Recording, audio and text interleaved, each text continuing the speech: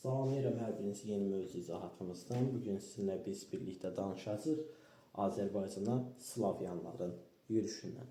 Azərbaycana Slavyanlar nə zaman gəlir? Ümumiyyətlə, eramızın artıq danışmayaq, o qədər qədim dünya tarixi, sonra orta əsrlər danışıram, sonra belə bir nəticə verir.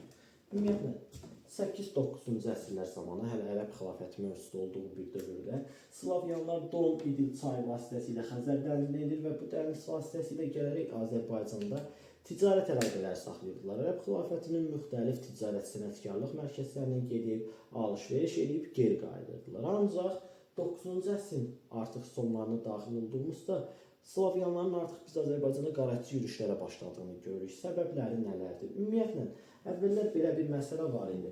Bəs Rusların, Slavyanların ilk yaratdığı dövlət Kiyev knyazlığıdır, yoldaşlar. Kiyev knyazlığı. Və Kiyev knyazlığında belə bir ifadə var. Drujina. Drujina nədir? Drujina hərbi dəstələrə verilən addır. Rus, Slavyan knyazlıqlarında hərbi dəstələrə deyirik Drujina. Və həmin bu hərbi dəstələrin üzvləri isə Ruslar adlandırılır. Yadda saxlayaq. Rus sözü ilk dəfə burada meydana gəlib. Hərbi dəstələrin üzvlərini Kiyev ordusundakı knyazlığın Drujinasının hərbi dəstəsinin üzvlərini biz adlandırırıq Ruslar. Başlayaq. İlk dəfə Slavyanlar Azərbaycana nə zaman gəlib? 9-cu əsrin sonlarında ilk dəfə qarətçi yürüşlərə başladı və biz deyirik, Azərbaycan xalqı ilk dəfə Xəzər dənizindən hücum gördü. Hansı hadisə nəticəsində? Slavyanların Azərbaycana yürüşü ilə bizimkilər ilk dəfə, belə deyək, Slavyanların Xəzər dənizindən hər hansısa bir xalqın hücumuna məruz qalmış oldu. Tamam, bəs o zaman biz Slavyanlara qarşı nəyə görə qalib gələ bilmərik? Ümumiyyətlə, bu yürüşlərdən bir danışacaq.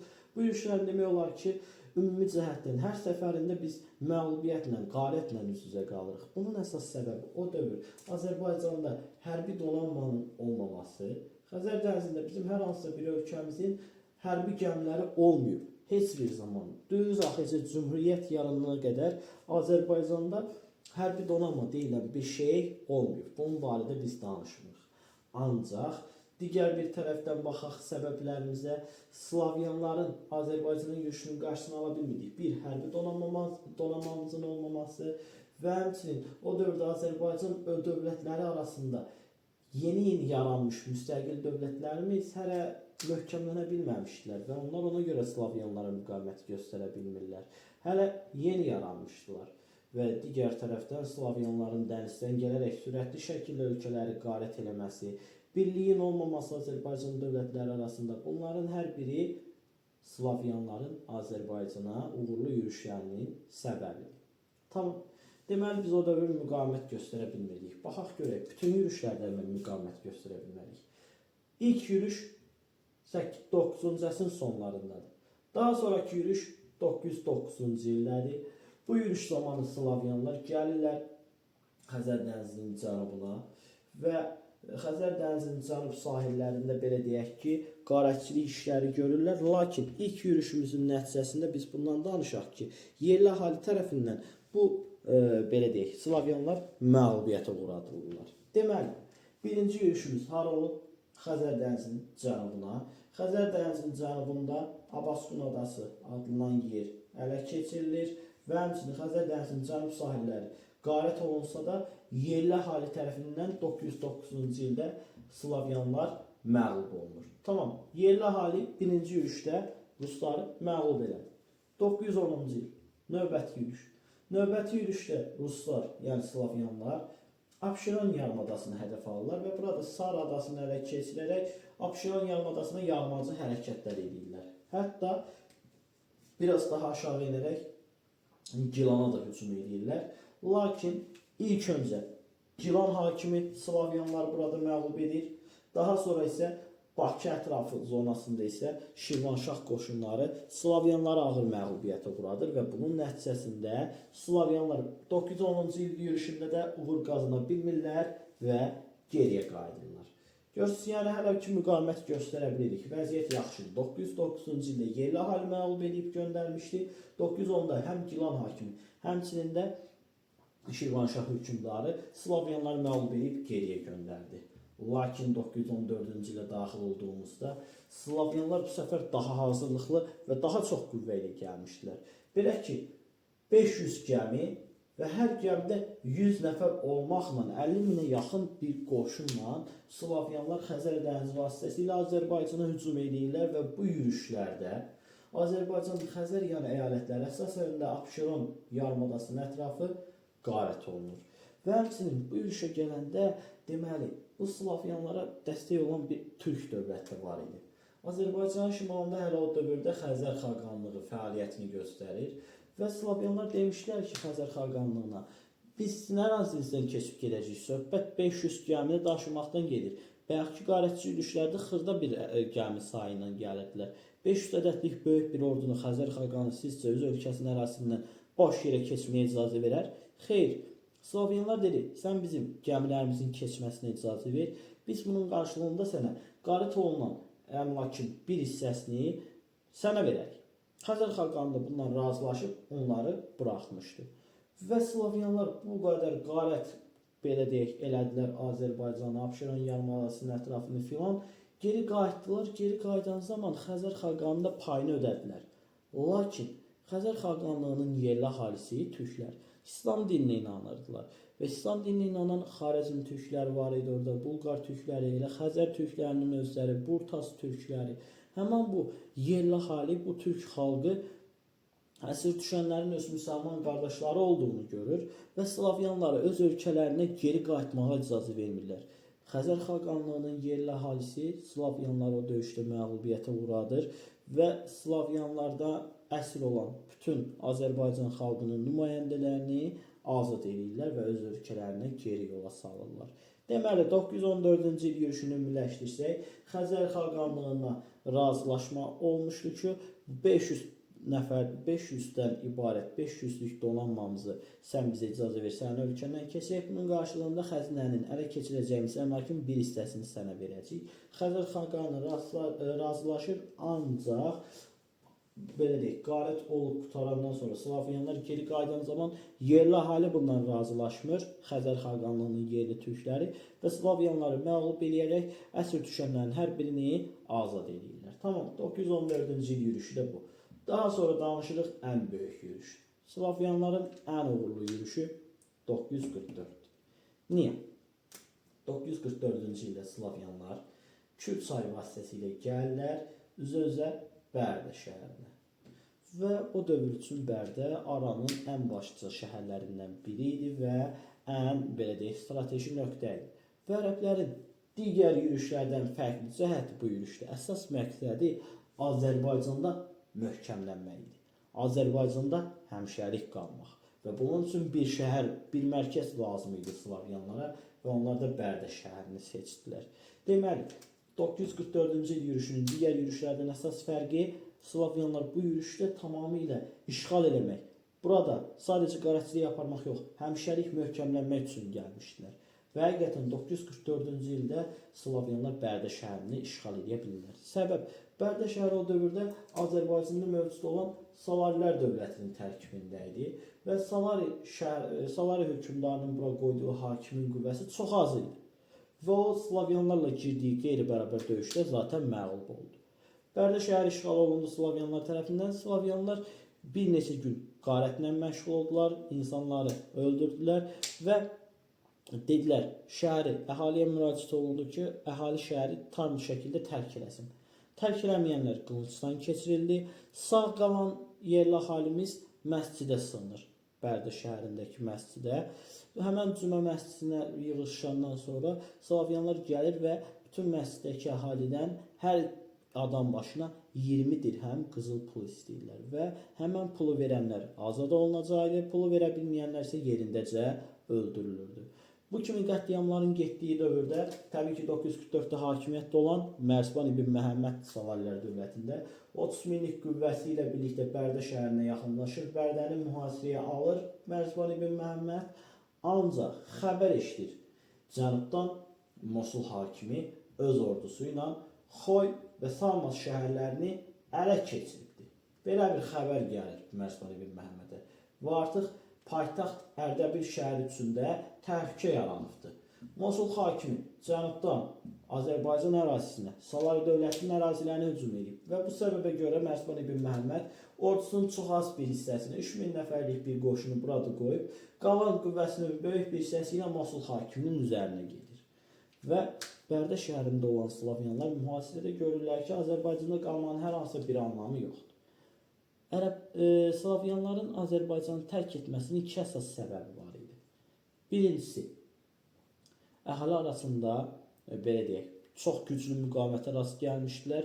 Əhali hələ də dirənirdi və ikincisi isə Slavyanların öz aralarında yoluxucu xəstəliklər formalaşmağa başlamışdı və bu yoluxucu xəstəliklərə görə hər gün 100-ə yaxın belə deyək ki, Slavyan dünyasını dəyişirdi və belə olan təqdirdə nə baş verməli idi? Təbii ki, Slavyanlar geri çəkilməyə qərar alırlar, öz gəmilərinə minərək Kür çayı vasitəsilə yenidən ölkələrinə qayıdırlar.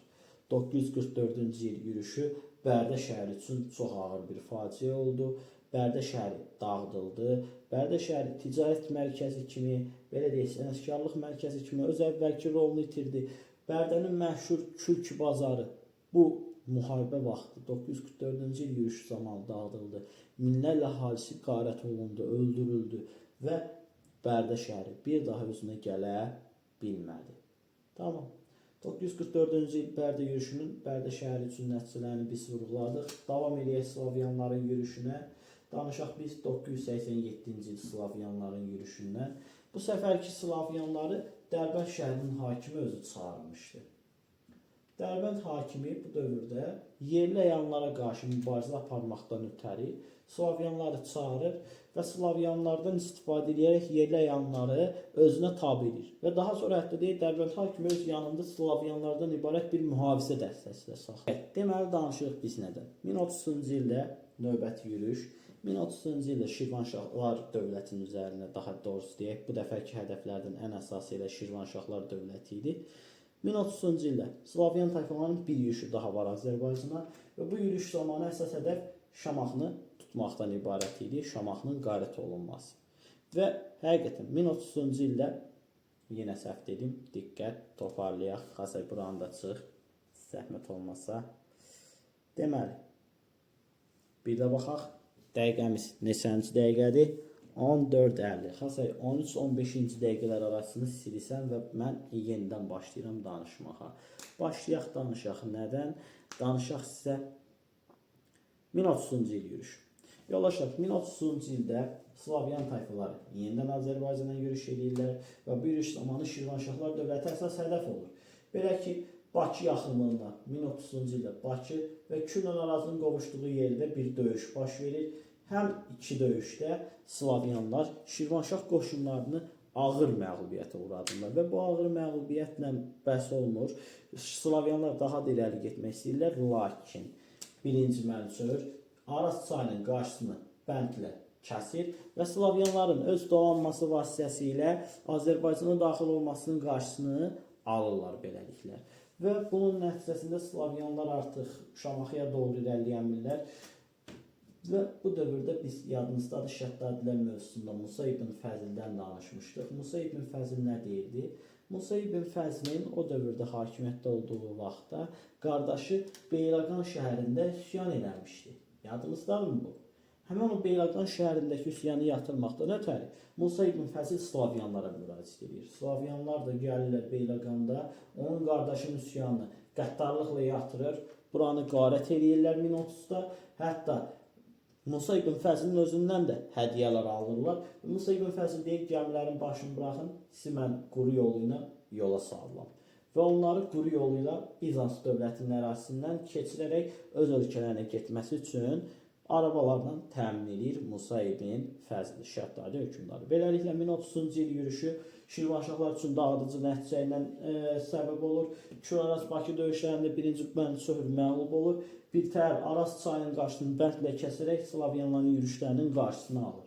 Və daha sonra Slavyanlar Şəddadi hökmdarı Musa ibn Fəzilin belə deyək, təklifini qəbul edərək Beyləqanda ona qarşı qiyam qaldıran qardaşının üzərinə yürüş edirlər və Beyləqandakı üsyanı yatırırlar. Musa ibn Fəzil bunun qarşılığında onlara Beyləqanı talamaqlarına da icazə verir və həmçinin onları Bizans ölkəsi ərazisindən keçib öz ölkələrinə qayıtmaları üçün arabalarla da təmin edir.